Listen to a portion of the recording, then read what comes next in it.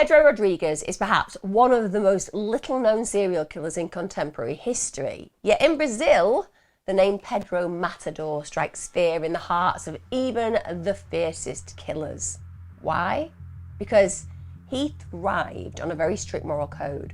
Pedro would only kill people who had wronged others. A modern-day Robin Hood, we could say. This is the case of Pedro Rodrigues Filho.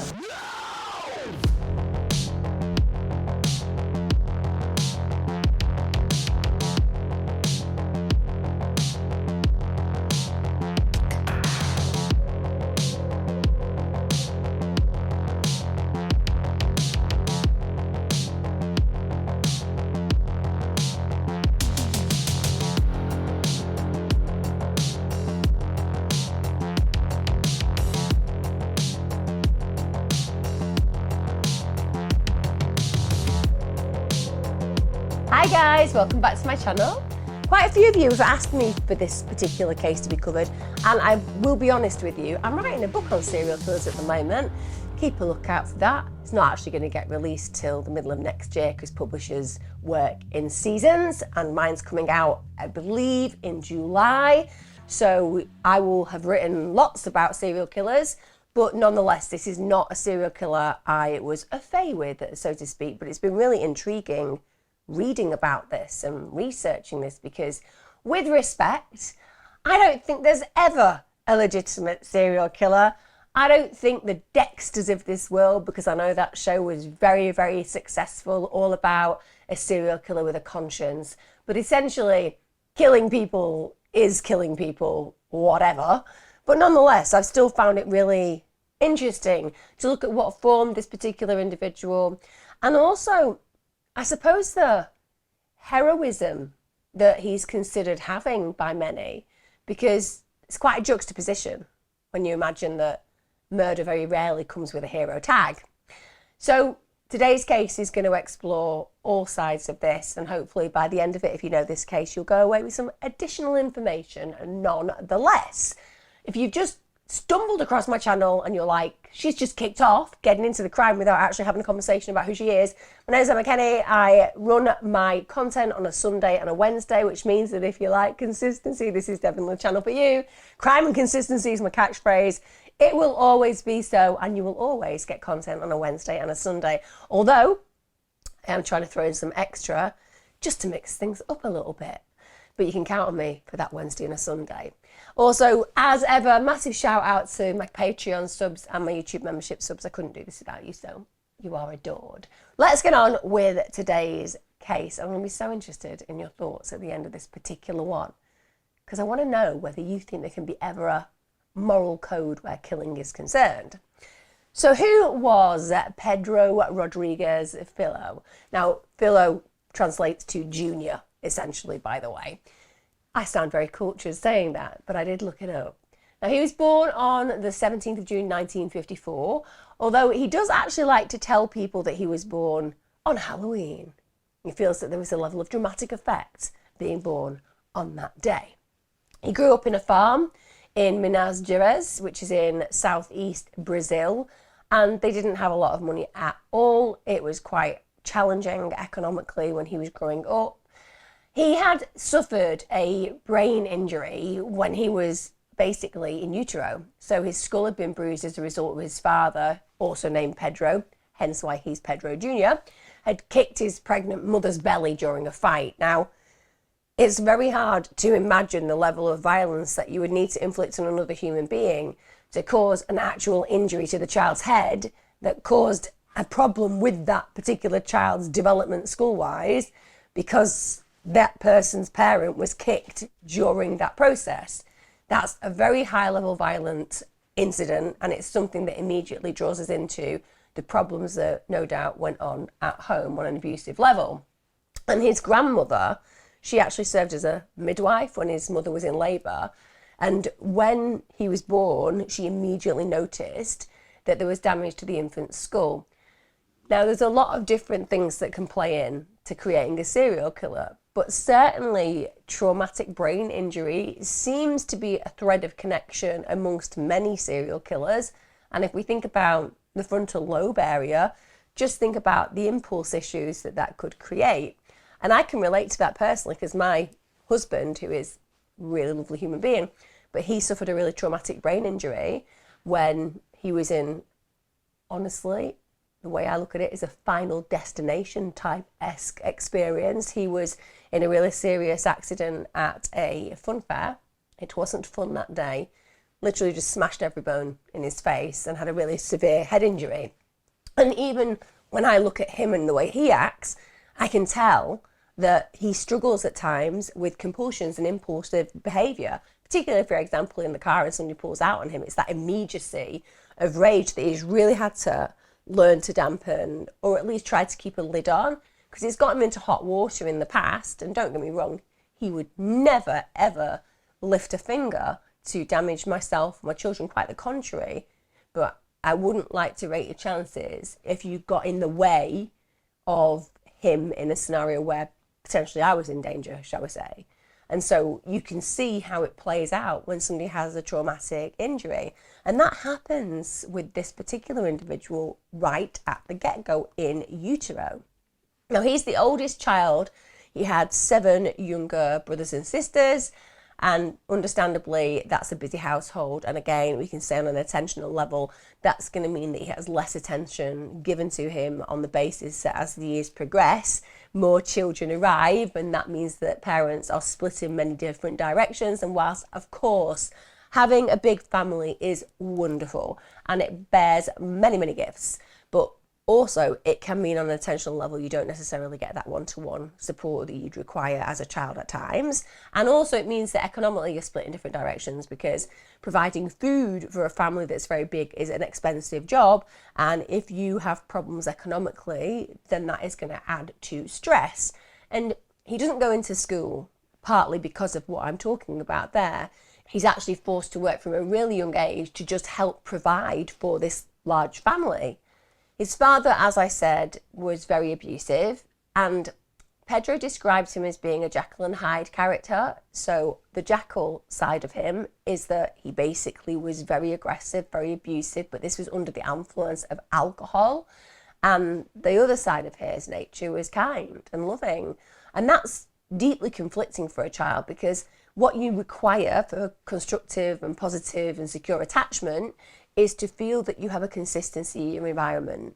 If you don't have a consistency in your environment and your parents don't make you feel safe, it's really hard to regulate your emotions, and that can lead to a whole heap of problems, from not necessarily trusting people to genuinely feeling that the fractures within you are so enormous that you struggle with self-loathing, self-issues that make you feel that you're not good enough on a worthiness level. And this can really exacerbate problematic behaviour down the line. And we've also got his mother, who was a very strict disciplinarian. It's reported that she ruled the home with an iron fist, and she again wouldn't even take a breath if she felt that you'd stepped out of line. She'd beat you. So again, that's really inhospitable. Now, according to research, and certainly what I've seen in my career, children who are exposed to abuse and trauma can often develop what's known as a heightened stress response. So the way this works is it means that if you're living in that environment, you don't have the ability to regulate your emotion, and it can lead to a whole heap of issues, from sleep problems to genuinely health issues because of lower immune function. You can get physically very, very unwell throughout your life because stress is a real precursor to illness. And any environment that's characterized by abuse and neglect, that also has a direct impact on child brain development. And if you look at a neglected brain on a scan versus an attended brain where they've been given the privilege of a nice environment, you can see the catastrophic impact on the development of the brain. And I guess what I find in my experience, having worked with victims of trauma, is it's the impact on self-image as they grow through the years. Sometimes this will lead to an adult who has a real victim mentality, because that means that they're going to be more at risk, and it means that they'll perceive themselves very negatively, and they'll never consider their gifts, they'll always consider their weaknesses. But also it can lead to a sense of resentment and rage, because they can look at others and blame others for the way that they feel. They can project their life experiences and their problematic endurances as an adult and believe that it's because other people have put themselves in those positions, which means that they have lower accountability and responsibility, and that leads to powerlessness, but also, like I said, a resentment.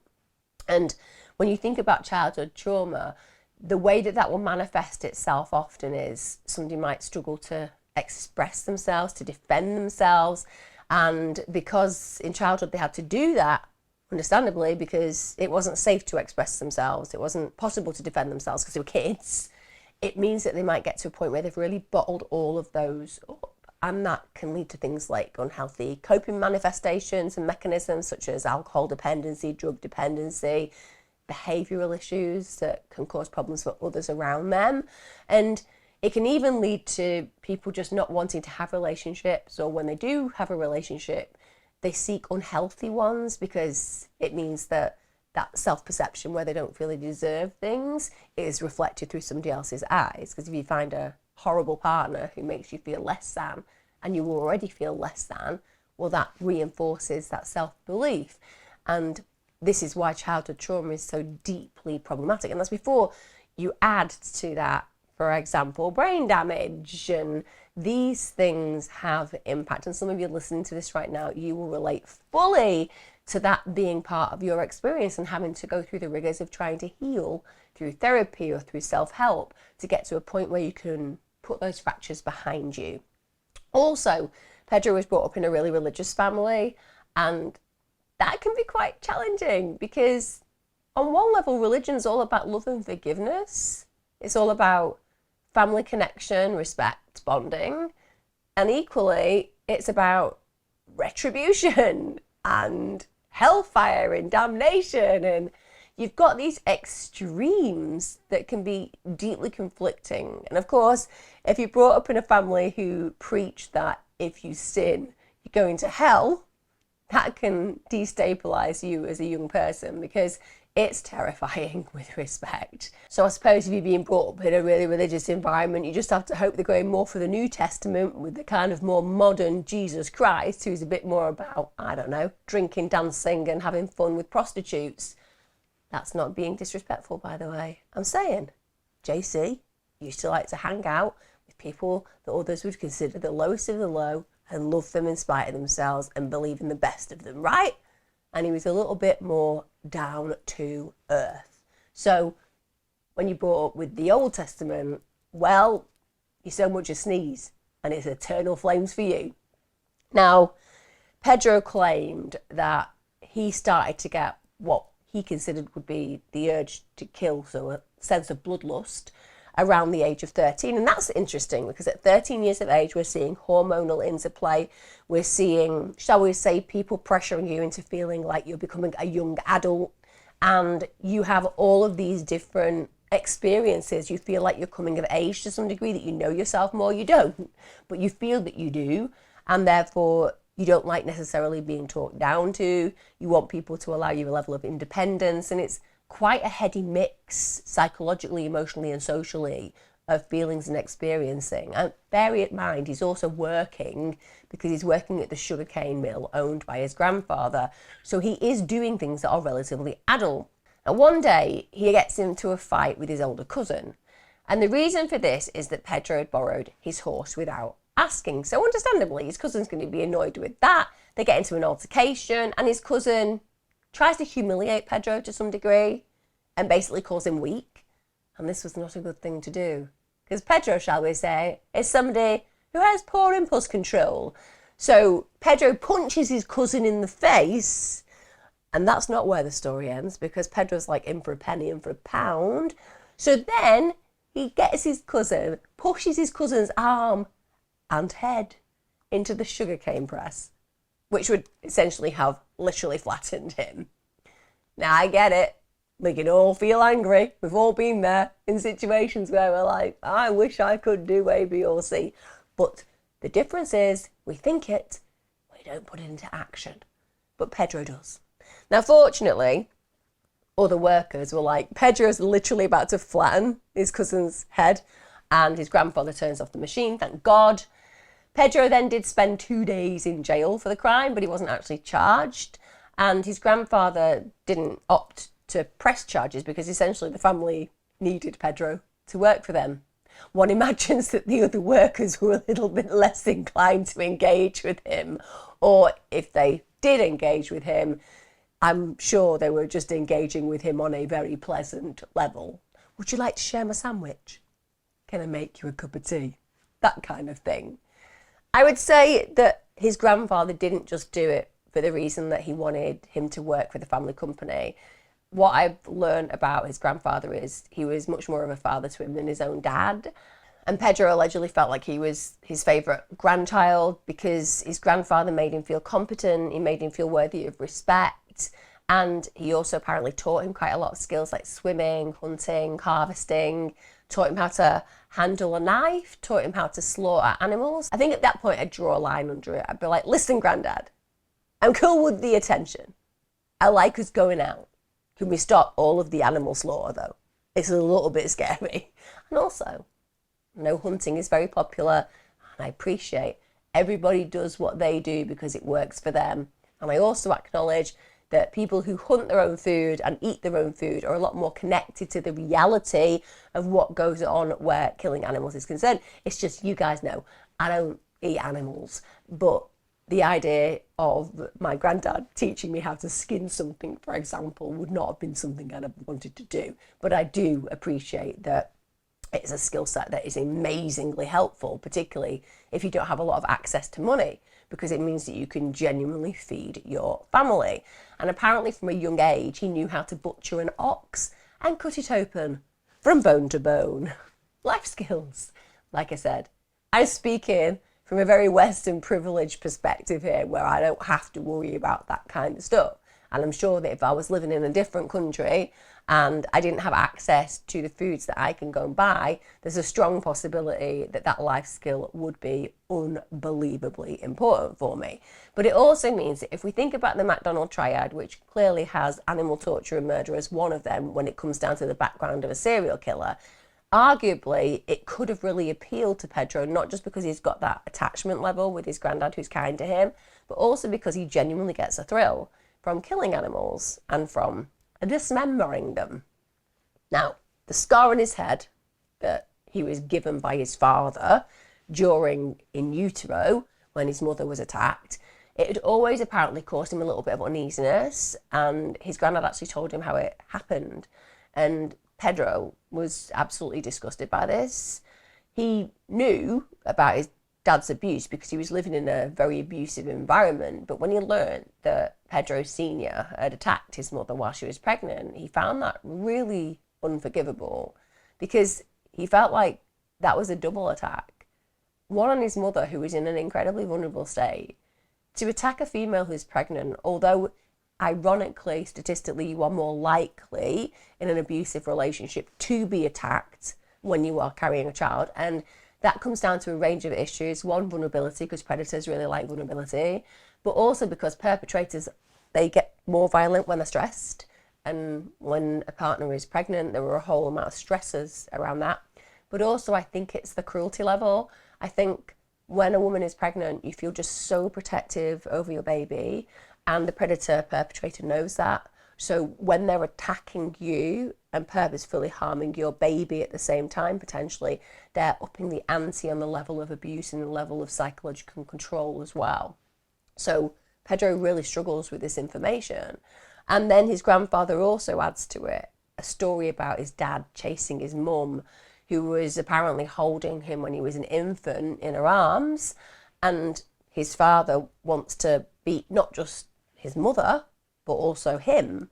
And she's trying to protect him desperately. She runs away, and when she runs away, she apparently tripped. She dropped this little baby infant Pedro, and she dropped him into a nest of poisonous snakes. Now, apparently he was unharmed, but you can imagine listening to that kind of information and thinking, what kind of a bastard father are you? You know, you've damaged me in utero, but now you put me in a position where I could literally have died. And that that amplifies that sense of the father that should be versus the father that truly is.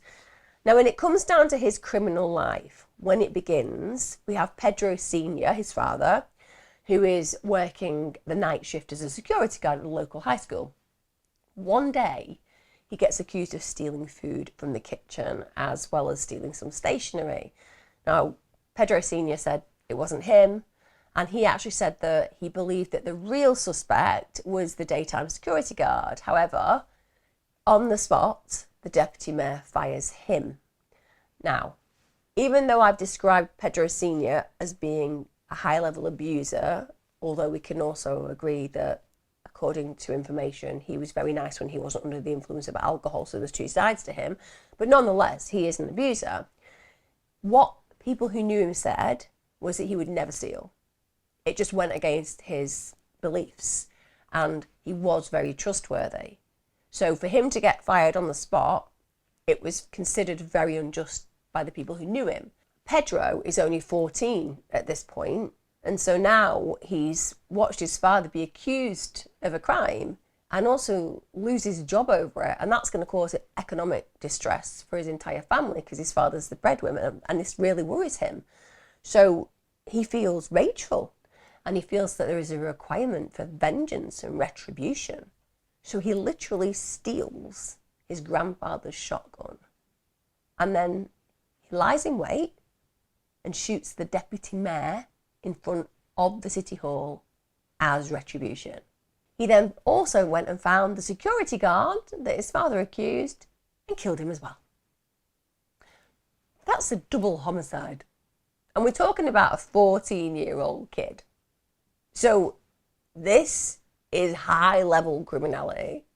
And if we think about the markers of a serial killer, we are seeing so many factors that we expect to see in the background of individuals who progress to become these human predators. So now that Pedro is on the run, he needs to take refuge, obviously, to escape the authorities. So he ends up just outside Sao Paulo. And Pedro, whilst he's here, meets a lady called Maria Arapsida Olympia. Now, her nickname was Bettina, and that translates to booty. So I'm imagining that she was an attractive individual to be called the nickname Booty. She was somebody who was considerably older than him, but in spite of this, they begin living with one another, and he describes her as the love of his life. But bear in mind, Pedro is 14. And apparently Maria was a full-grown woman. I can't find her age, by the way. I couldn't specifically find her age, but it does sound like she was somewhere in her late 20s to early 30s. So just double his age. A little bit on the disturbing side, I'm not going to lie. We all appreciate that a 14-year-old or 15-year-old boy would probably consider an older woman who's more, shall we say, sexually explored within her world would be alluring. But it's really odd. And as far as I'm concerned, there would be a level of exploitation there. And it doesn't surprise me whatsoever that Maria is known in the area as a well-known drug trafficker. And because of her good looks, hence the nickname Booty, she was really able to lure teenage boys to work for her. And unsurprisingly, one of the ways that she did this was she would sleep with them, because that's not strange, is it? But she's like a veritable sexual Pied Piper, and that's how she manages to connect with them. Pedro, he takes on the duties of a local street gang for Maria. This includes moving drugs and also robbing other criminals. And he would also then have to start eliminating some rivals, shall we say. So he kind of becomes her hitman. So he goes out and kills 3 ex-gang members. And genuinely, how did this play out in the press? Well, basically, they called him a celebrity to the degree that he'd gone out and he'd actually killed these criminals as far as they were concerned. So they referred to him in the news and in the media as the Vigilante Pedrino Matador. So suddenly he has a moniker that is relatively positive, but we're talking about the killing of 3 people. Now, Maria certainly favoured him. He was clearly the person that she felt she could have as a protege. So he quickly rises up the ranks, and understandably this leads to quite a lot of jealousy from the other boys who'd been working for her, and had probably felt that there was an even pegging for them. But now this young guy who seems to be able and willing to do more is being noted for those reasons. Now one day, some of these other boys, they ask Pedro if he wants to go and smoke weed with them, and he kind of has this intuition that something isn't right. First of all, they're all armed, but so was Pedro. So even though he thinks that there is something, shall we say, wrong and brewing in this situation because they've got arms on them, he's carrying one too. So it really is just part of the course that this is how these particular gang members are always gathered in situations where they have the opportunity to fight should they have to. But Pedro's not seeing it in that context. So he's really paranoid and he thinks that they're luring him to his death. So at one point, he demands that they all drop their guns by getting his out and threatening them. Now, every single one of them complies. And you'd think at that point, the story would end. Bearing in mind, they're all working for Maria, so they are part of her employment, so to speak. And bearing in mind that when he's commanded them to drop the guns, that's exactly what they've done. There hasn't been any fight. But in spite of this, he opens fire anyway. So he kills 2 of the boys and he hospitalises the 3rd, but he was clearly very willing to have killed all 3 of them. And that speaks to instability, of course. It speaks to really poor impulse control. But I think we're also introduced to a level of paranoia. And that could indicate something further about his mental health. And being suspicious and paranoid certainly plays in to certain personality disorders, for example. Now, when Pedro gets to the age of about 16, 17, Maria actually gets pregnant with his child and they get engaged. So he's now in a situation where he's in love with the love of his life. He's making a decent living because clearly he's running jobs that would be lucrative to some degree, but they're also living in incredible danger because when you are playing with fire, you really do often get burns. Now, Pedro had recently robbed a man named China. China was a rival gang leader, and what Pedro had done was he'd stole his weapons, he'd stole his money, and he'd stole his drugs, which with respect is going to be something that's going to cause a high level of desire for retribution. Because if you're a rival gang leader and somebody disrespects you in such a way, you have to send them a message, otherwise you're going to be destabilized in your position. And what they do in retaliation is they kill Maria, which is horrific to imagine because she was pregnant. And then written on the walls in her blood were the words, "We will get you." Even though Maria is a not right, shall we say, because she's got pregnant by a very young boy when she is considerably older, no one deserves that. She was carrying a child and she was a woman. And yes, she was doing things that one can say, well, illuminates a possibility for that to play out. But again, I think that kind of level of retribution is something that is so reprehensible. Yes, it's powerful, but they killed a female who was carrying a child. Understandably, this is going to absolutely devastate Pedro. He was very much in love with her and she was pregnant. So he wants revenge. And I have actually some sympathy and empathy in this respect. I don't for the other killings, but I think if somebody came and murdered my partner and I knew who that person was, or I had some access to people who knew who that person potentially was, I would want to exert revenge. I really would. I'm not saying I'd be able to do that. The UK makes it very difficult, but certainly if I was in a place where I had access to weapons and where the legal system maybe wasn't quite as firm as here, I may well think about seeking that retribution. Now, he doesn't know that China was the one responsible for Maria's death at this point. But what he does realise is he's clearly in very big danger because they've said, "We will get you," in that blood. He can't rely on Maria's protection anymore because she's dead. So now he needs to think about an escape. So he flees to another town and he goes and lives with his aunt and his uncle. And this is where he gets introduced to candomblé, which is an Afro-Brazilian religion. I'm going to tell you right away, it's not a religion for me. After researching this particular religion, of many religions in the world, this would not be one that would be a good fit for me. So his aunt and uncle, they explain that candomblé was a religion that would cleanse his spirit and offer him protection, which he's going to want. There were a lot of rituals, shall I say. And whilst a lot of religions do have rituals, most of them don't involve removing organs from animals, but this one does. It has a particular penchant for particularly removing the organs of animals like chickens and goats and white doves. White doves. In the UK, they symbolise peace, but not in candomblé. No, in candomblé, their internal organs are useful for other reasons. Then, after you've removed the organs, you would place them around a divine statue. You'd also have a bit of a drink of that blood that you've now created from killing the animal. So, after sacrificing them, that's what you would do. And then they would also get involved with divination, which is to basically see whether the sacrifice has been accepted by the spirits. So divination can take the form of lots of different things. So runes, I suppose tarot, dowsing, all of these things would form divination. Bird sacrifices are sometimes performed as part of the ritual cleansing. And what they do with the bird sacrifice, and let me tell you, you wouldn't want to be a bird in these circumstances.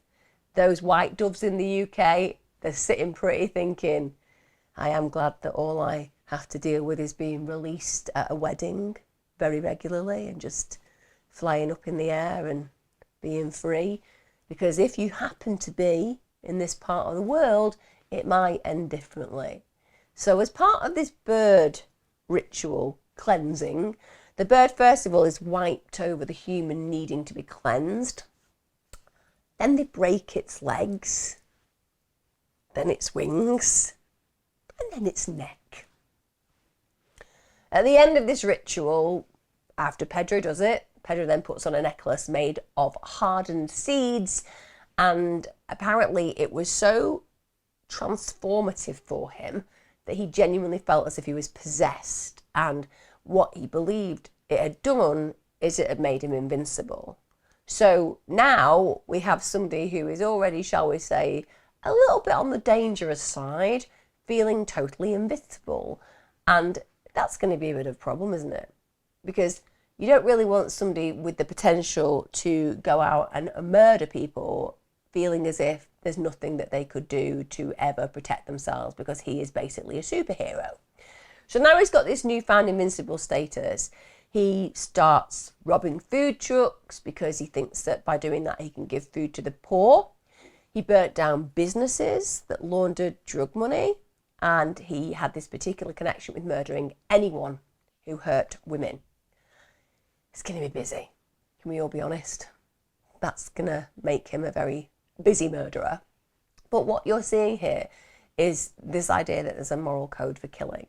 He started to formulate this idea that if he carries out crimes that arguably benefit other people, then it's legitimate to do so. And this entire time that he's doing this Robin Hood-esque work, he's also trying to track down Maria's murderer. Of course he is. Now, for an entire year, he'd confront, torture and kill anyone who he thought might have an answer. Which, I don't know, is a bit of a scattergun approach, because what if you didn't have an answer because you genuinely didn't know who'd done it and you're still going to end up dead? That's less Robin Hood and more massive psychopathic murderer. Just throwing it out there.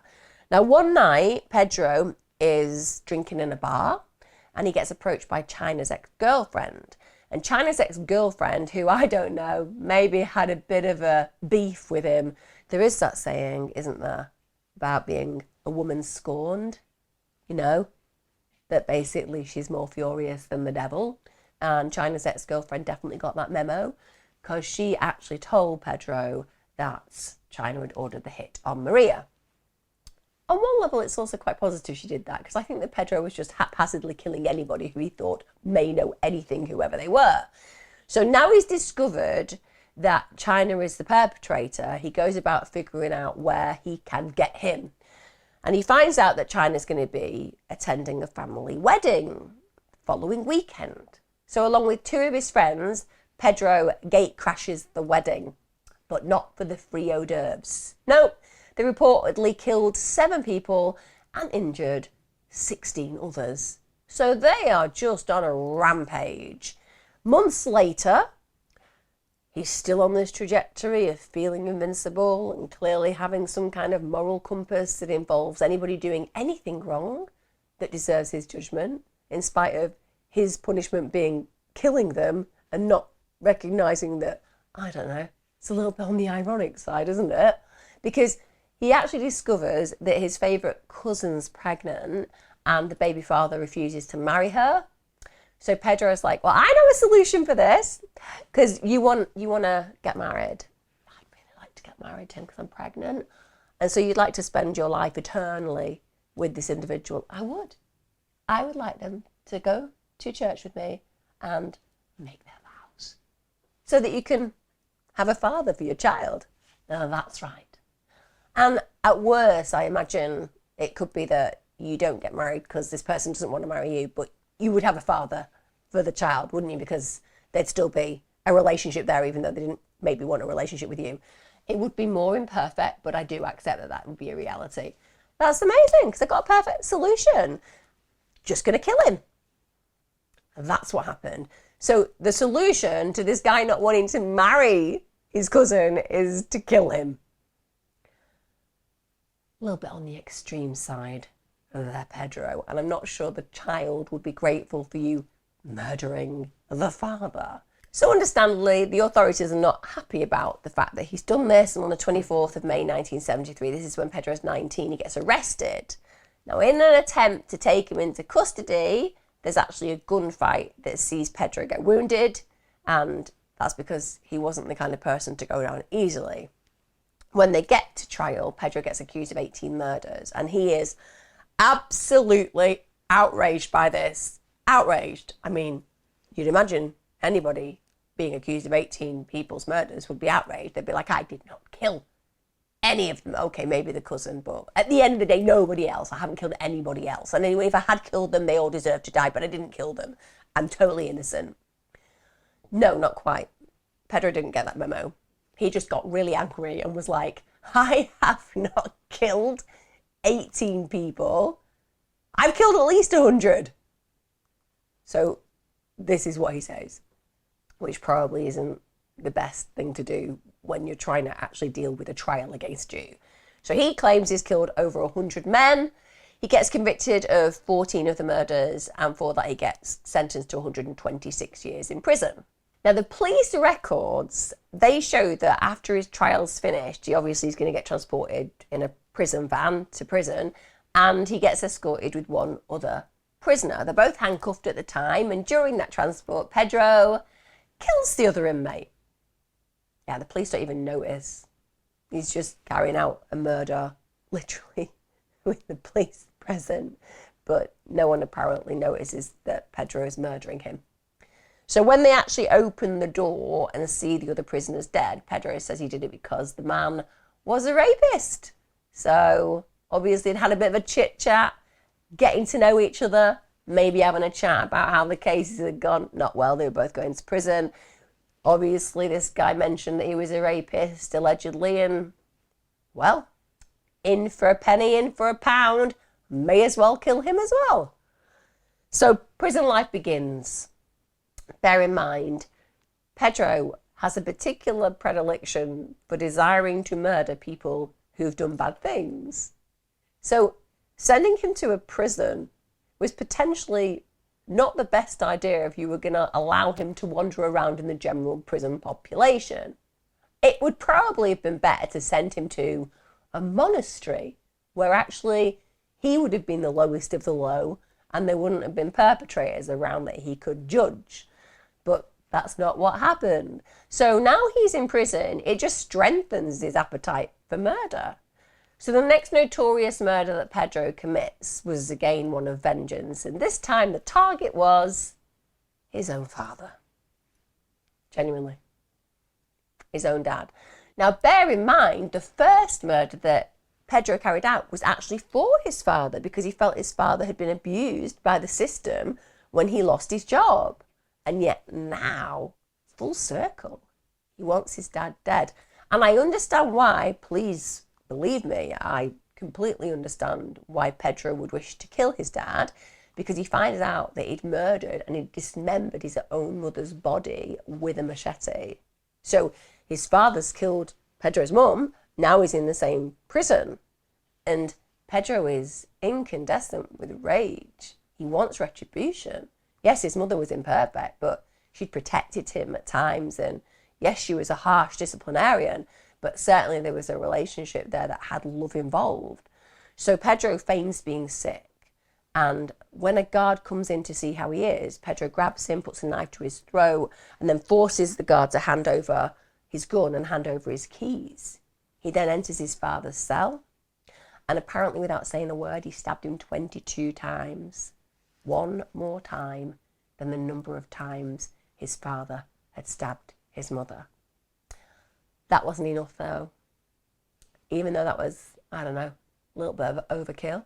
He then cuts out his dad's heart, cuts a piece of it off, chews it and spits it out onto his father's body. I almost feel like that's a physical example of you broke my heart by killing my mother, so now I've broken yours. In my head, that's what it stands for, because I think it's very powerful. There's ritual to the killing. He stabs his father one more time than he killed his mother with. So therefore, that spitting out of the heart, it's a sign of disrespect, yeah, but it's also a sign of a broken heart. Pedro then returns to his own cell, releases the guard without any harm, and he gives him back his gun and the keys.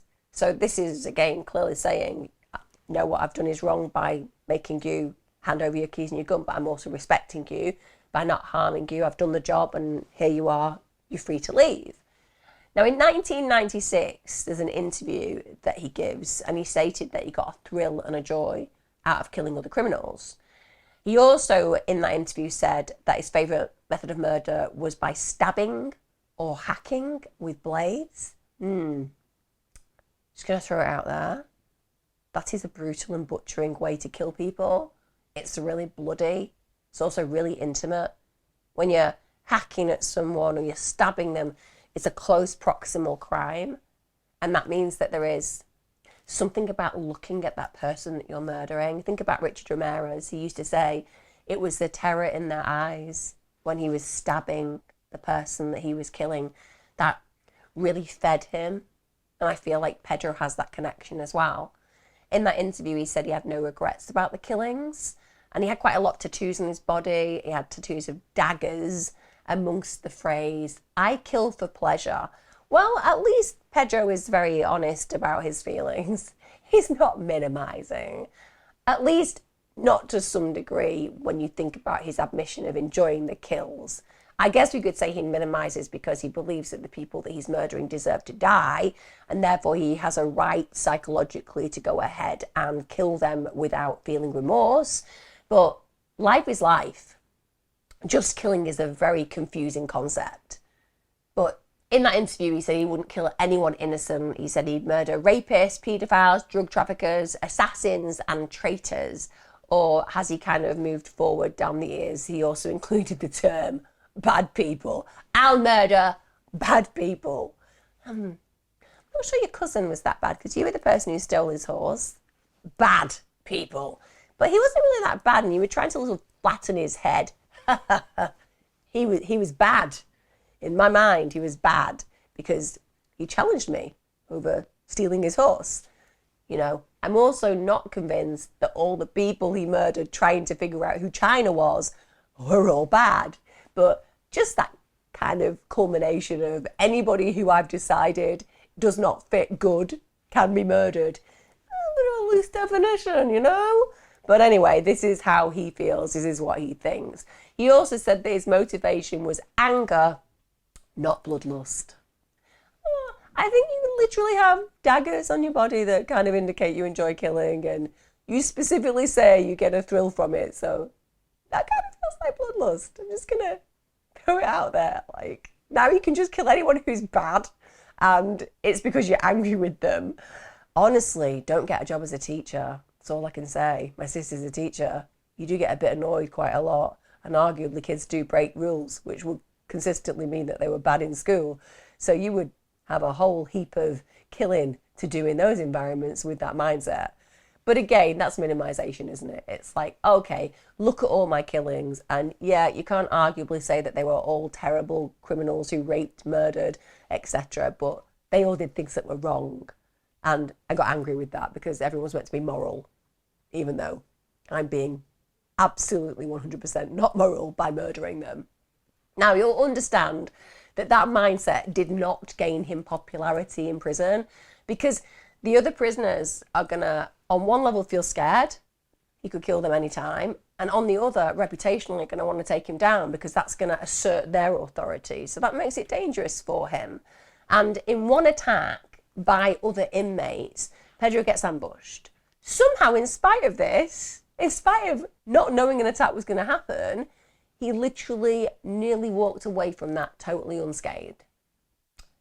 Didn't quite work out for those ambushing him, though. He killed 3 and he injured another 2.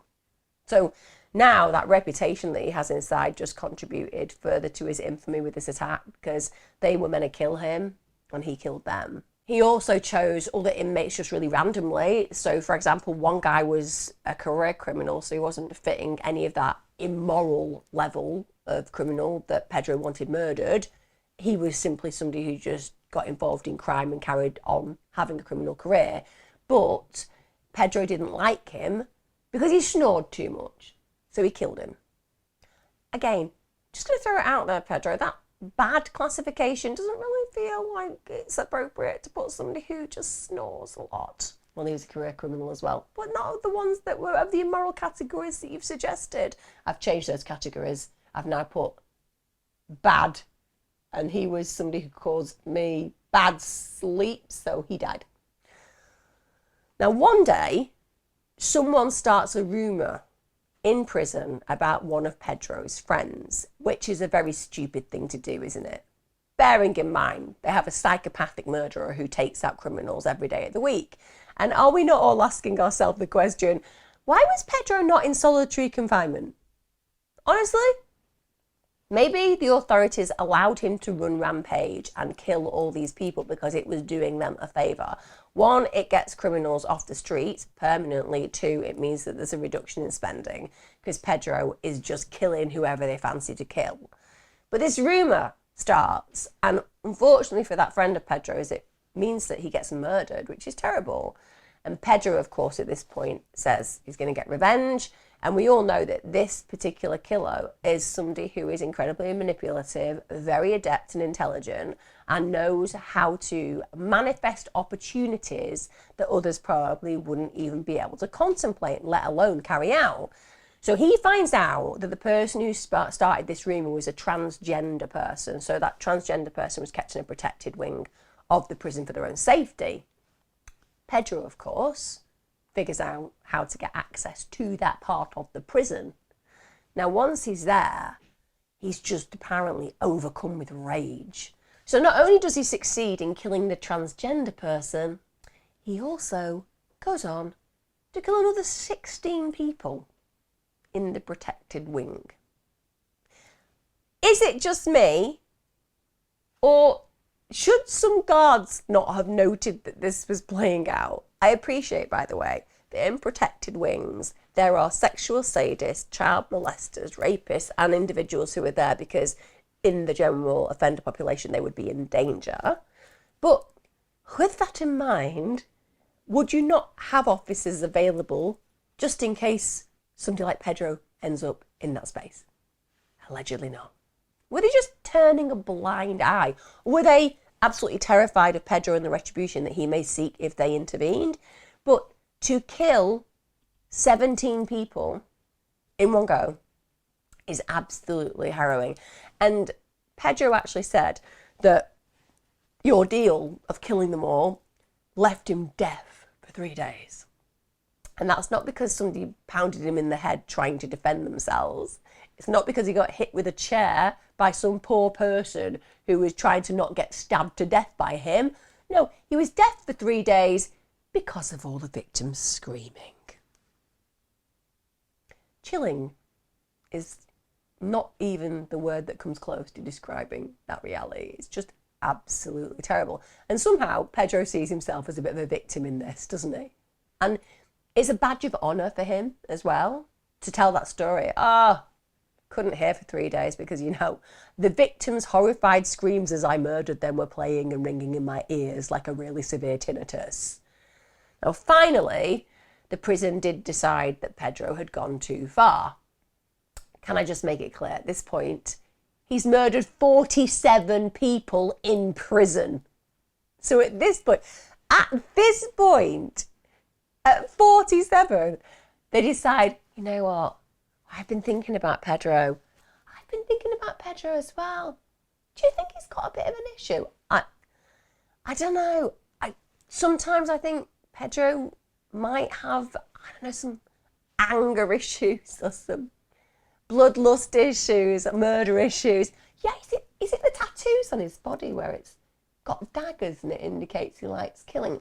Well, it is that, but, you know, it's those 17 people he murdered the other day that adds to the other 30 that he killed. That's really, it sparked my concern. And I think maybe we need to get him some help. Yeah. I think we should send him to the psychiatrist.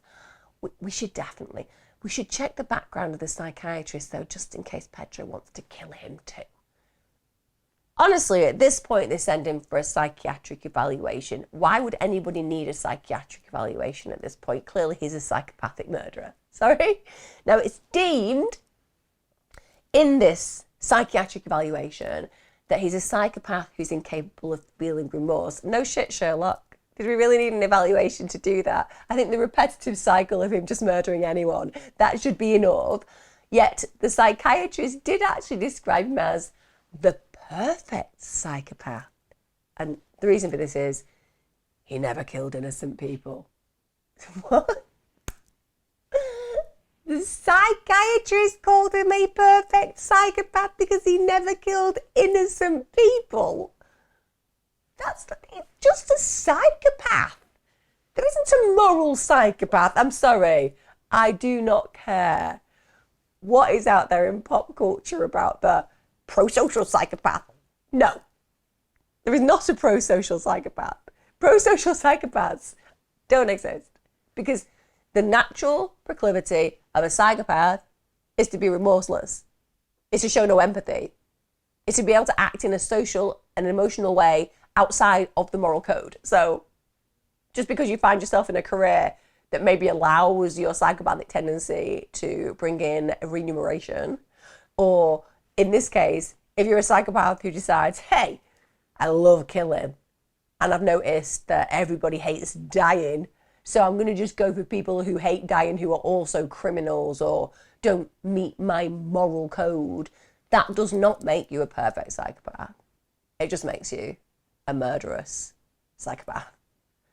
Now, Pedro, unbelievably, had been slated for release in 2003, which is just a tiny bit terrifying. So this is this bizarre Brazilian law, and it stated at the time that a prisoner could not be held for more than 30 years. Now, in 2019, this was revised to 40 years. However, because he murdered 47 fellow convicts whilst in prison, the judiciary decided that they were going to extend his sentence to 400 years.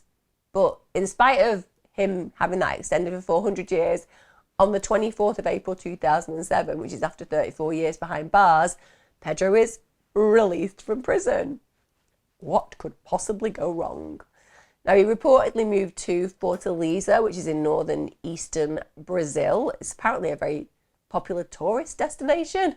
Could have dropped significantly if people had known he'd been released there. And he actually goes and gets a job. He gets employed as a night watchman.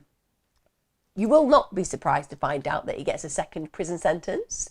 So on the 15th of September 2011, he gets arrested at his rural home where he was working as a caretaker. So he was arrested for threatening people, he was arrested for illegal possession of weapons, also on charges of participation in illegal riots and deprivation of liberty whilst he was detained in Sao Paulo. So he gets sentenced to a further 8 years in jail. He was surprisingly released on good behaviour on the 10th of December 2018. That was after 7 years. Obviously, the bar was low in that prison. He hasn't killed anybody. Well, he's behaved well then. He's done a lot of other bad things. Not killing people, and we had a 47 body count last time, so let him go. What could possibly go wrong? So all in all, he is officially sentenced over the years for 71 murders, but Pedro Rodrigues claims that he killed over 100 murderers, rapists and drug dealers, and I do not doubt that for a moment.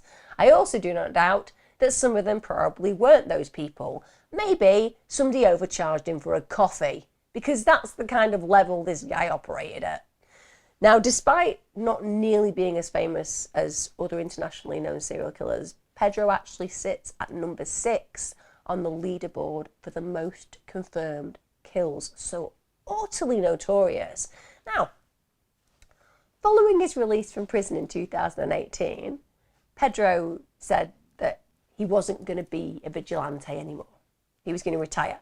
And to some degree, we see this anyway when it comes down to crime. As people get older, they get bored with being locked up. They don't have the energy. They don't have the physical power to carry on in certain crimes. So he decides to announce that it's over for him. And now time's moved on. He's like, may as well take advantage of the digital age. So he created a YouTube channel called Padrino X Matador. So he actually started a crime YouTube channel like mine. Obviously, I haven't got the incredible body count behind me, but he basically commented on modern crimes. He campaigned against gang violence, and also he taught the public not to be proud of criminal acts. So he ended up with an audience of over 250,000 subscribers. So he would have been earning well from that. And let's give him the respect as far as thinking about turning his past offences into something more positive and advocating against crime. He actually had over 36 million views across his channel. He was also active on TikTok. He had 314,800 followers. And also he used his online presence to speak out against crime, which is interesting, as literally his whole career was being a criminal. But it's powerful to have advocacy when you've been there and done that, and to maybe recognise the error of your ways. But I'm not sure he ever really could have recognised the error of his ways because of his mindset.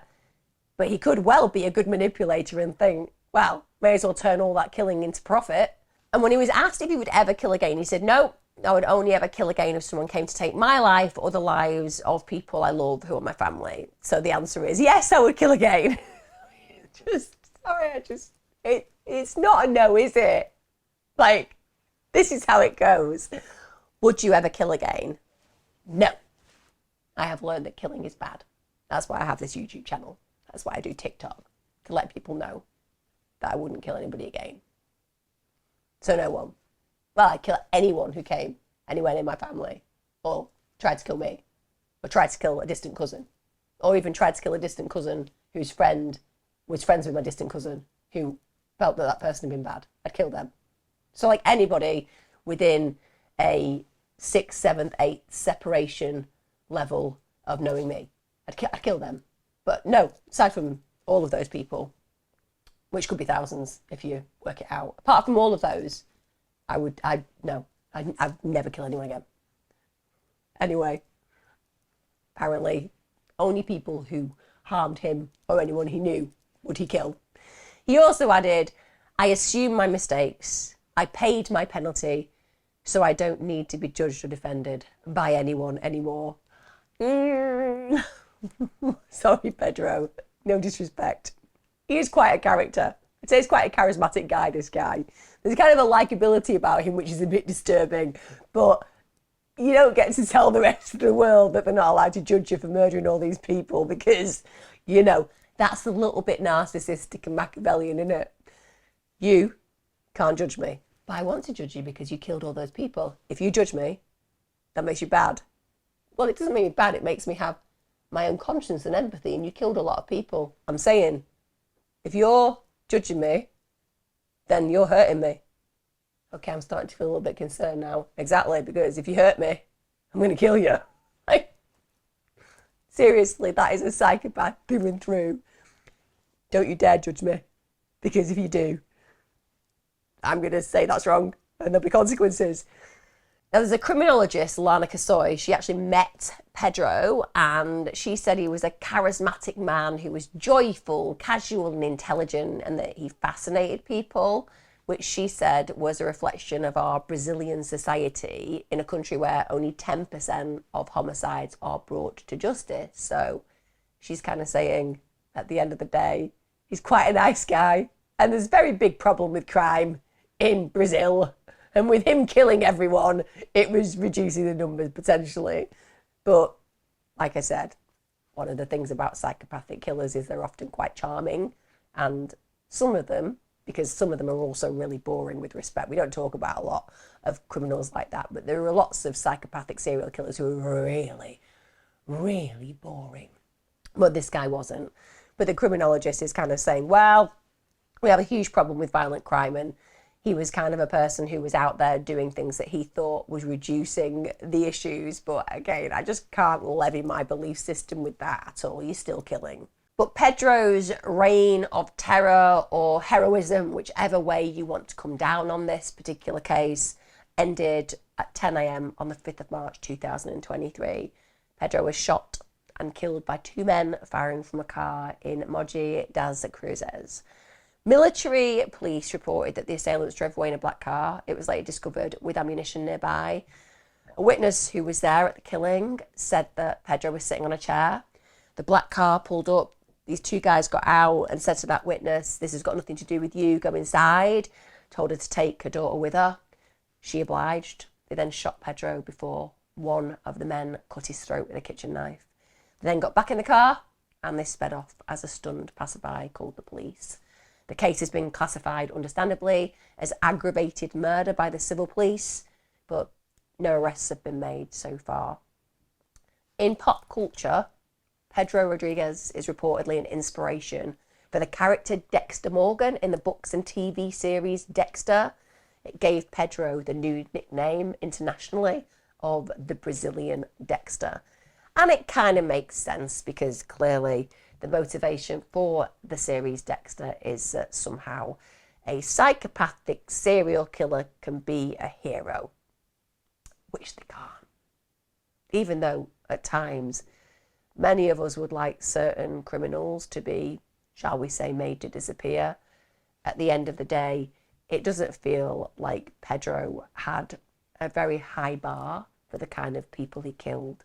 Like I said, if you snored, you were dead. I don't know how many of you feel about this. Is it a case you know?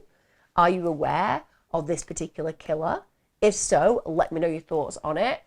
I had no idea about him and my jaw dropped when I went into this case. It is interesting to think about the fractures in his foundations and the pen portrait of possibility that was drawn out from his childhood. And ultimately, we see him kill his own father in retribution for the killing of his mother and the rage that he felt towards him because of his childhood trauma. But it is such an intriguing situation when you see that, to some intents and purposes, this guy really is lauded as a hero. And in reality, you're not a hero when you've literally brutalised and murdered criminals, because all the while, he was one. Let me know your thoughts. Give me a comment, and I'll see you again next time, guys. Wednesdays and Sundays, I will always be here. Be safe.